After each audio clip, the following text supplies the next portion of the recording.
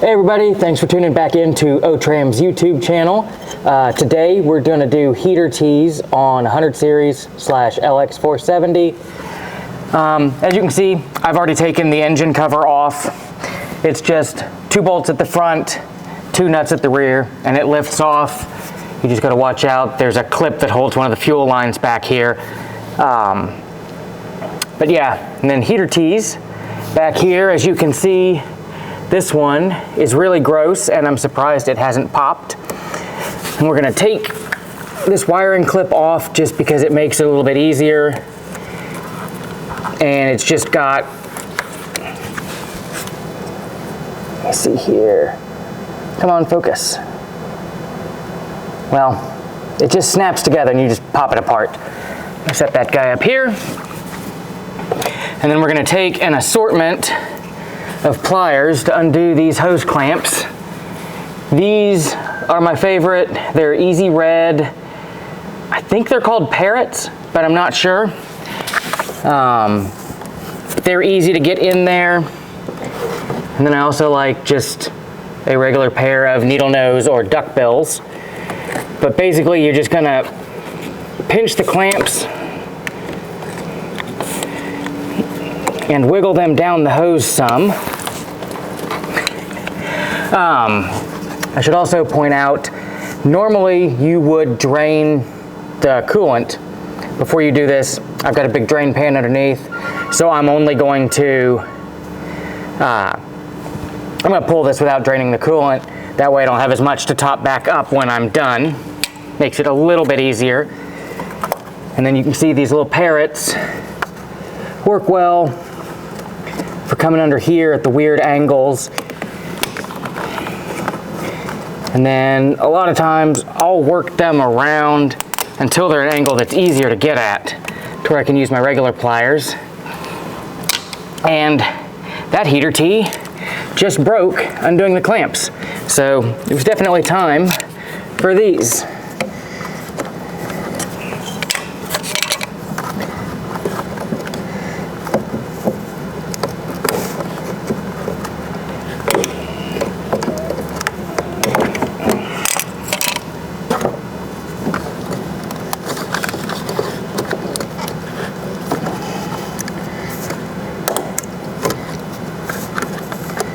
I'm going to take advantage to that one being broken and wiggle it so that it's easier for me to get to the other clamp.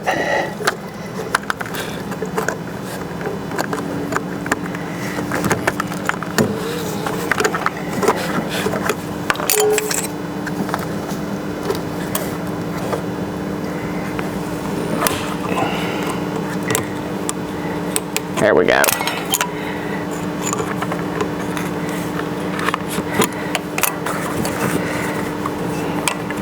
And then we'll just wiggle that out. Let me grab a pick and I'll pull that other piece out. So if the chunks break off in there, you just get a pick. Kind of dig the broken off chunk out of there. Make sure there's no remnants. There is.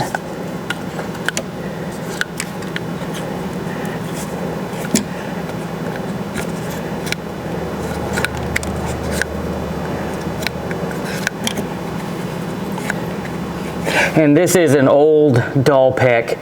Don't go digging around in there with a new sharp one, because you'll gouge up the inside of the hose, which would not be great for sealing when you go to put things back together. And then we're gonna do the same thing on this other one.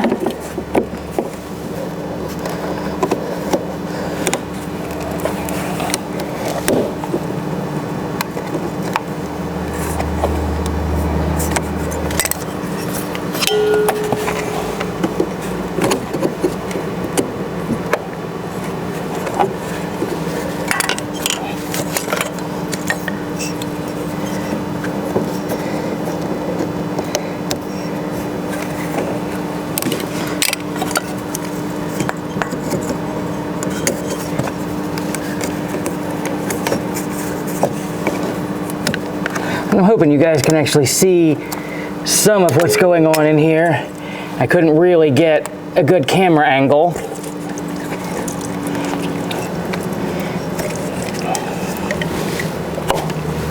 There we go. That one actually came out whole.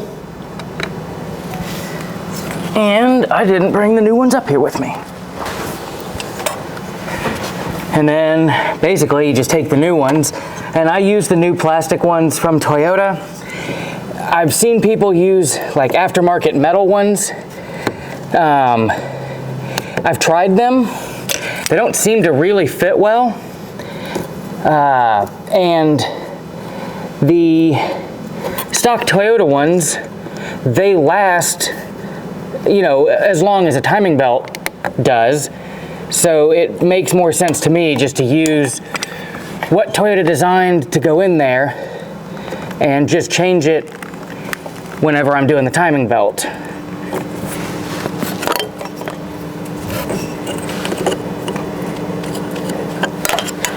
Didn't have that clamp quite low enough. There we go.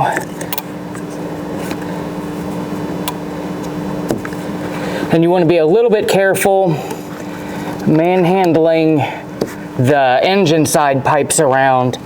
They press into an aluminum crossover down below, and if you're really rough with them, you can actually break the seal down there at the crossover, which is a whole mess because you got to take the intake off to get to it to change it. So when I put these back together, I put them back with the clamps facing up where it's easier to do.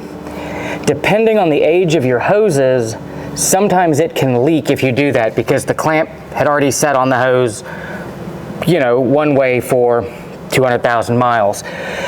So before I put coolant back in this, I'll pressure test the cooling system with air to make sure I don't have any leaks here, and then I'll just wiggle the clamps around until I get a leak-free seal, and then I'll fill it all back up with coolant. Oop. We're gonna put our little wire clamp back on here. It just clips on. So there's everything back together on the heater tees. I hope you found that useful, and I'll catch you again on the next one. Thanks for tuning in.